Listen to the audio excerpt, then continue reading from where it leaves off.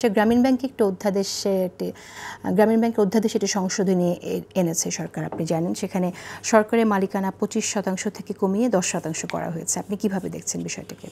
আমি এভাবে দেখছি যে ব্যাংকটা আসলে ডক্টর ইউনূসের ব্যাংক। ডক্টর ইউনূস দায়িত্বে নেওয়ার পর ওনার গ্রামীণ ব্যাংকের অথবা গ্রামীণ নামধারী প্রতিষ্ঠানগুলোর জন্য সুবিধাজনক সব কিছু করে নিচ্ছে।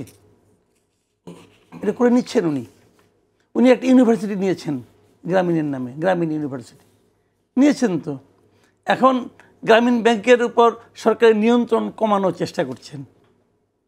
এটা করছেন উনি নিজের ট্যাক্স 666 কোটি টাকা, যে ট্যাক্সে নাকি হাইকোর্টের রায় আছে, সেটা আইনগতভাবে না দিয়ে উনি নির্বাহী আদেশে ওটাকে একটা প্রথম যেটা করলেন, ওই দুই বিচারক ওরা রায় দিছে, কিন্তু রায় লিখতে যে বিব্রত হচ্ছে।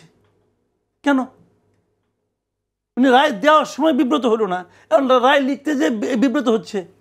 তো উনি সব কিছুই করে নিচ্ছেন। এবং ওনার উকিল বন্ধু একবার দেখলাম বলতেছেন যে আমরা এটা আইনগতভাবেই ফয়সালা করতে পারতাম। ওনার এইটুকু ধৈর্যও নাই। কিন্তু মীর আরশাদ, যদি আপনি কিছু বলতে চান এই বিষয়ে। জি, আমি যেটা বলবো যে মানে